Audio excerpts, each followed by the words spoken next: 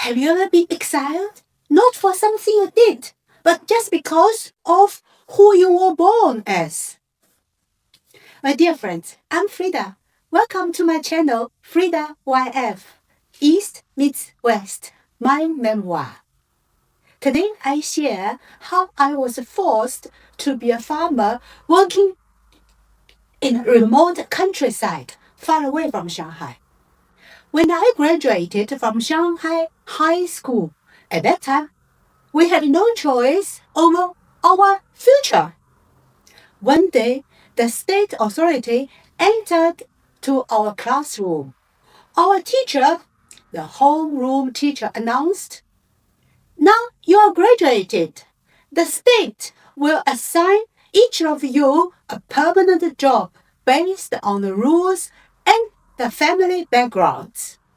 She continued, then calmly listing our destinies.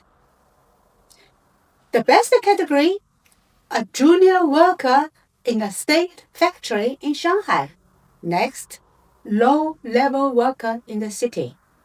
The worst, the farmer working in a remote countryside for life. The state authority added, if one or two siblings are farmers already, another is allowed to have a job in Shanghai. Vice versa, if your sibling working already as workers in Shanghai, another must be sent to the countryside as a farmer forever. I raised my hand asking, I'm the eldest daughter. What about me? My teacher replied, your situation is uncertain. Frieda, you might have chance to stay. I held on that fragile hope. I believed I might have a chance to stay. That night, I prepared my handmade rice cake, and the next day, I gave it quietly to my teacher, a silent plea, hoping she might be helpful to let me stay. Dear teacher, this is the cake I made for you. Thank you so much for caring for me. She was so delighted. How kind you are. Very thoughtful. Thank you, Frieda.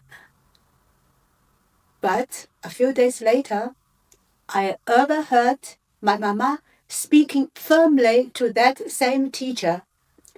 Send our eldest daughter Frieda to the countryside as a farmer.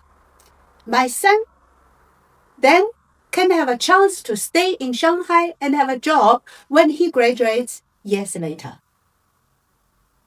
Just like that, my fate was sealed.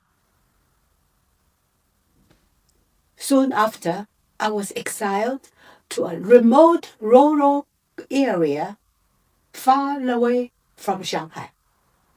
When I arrived, the village carder looked at me coldly.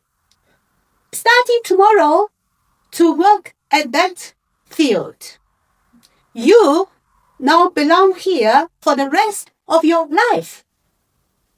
Next day, early morning before the sun rising, he came shouting, get up to the field.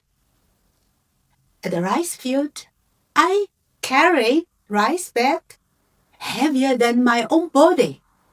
I harvested the crops with no machine, but with pain and sweat, sometimes with bleeding hands and feet, day after day. One day, an old village woman looked at my hand, hold my hand, bleeding hand. You city girl, life here is very tough. I replied, I want to go back to Shanghai. She looked at me. No, not possible at all. You are here, just like us, a farmer forever. At night, lying at my straw bed, I whispered to myself, Mama, I'm only 17 years old. Do you know how much I'm suffering here? Well, I did not hate my mama. I understood she was supporting and protecting her son, the hope of our family. Even in that dark, bitter time, I refused to cry. I knew tears changed nothing. Deep in my heart, I had a hope alive. I must fight a new life.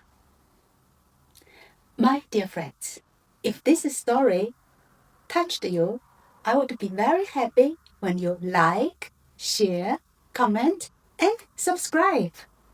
In my next episode, episode 33, I will share how I began to fight for my future. Thank you so much for watching. See you next time.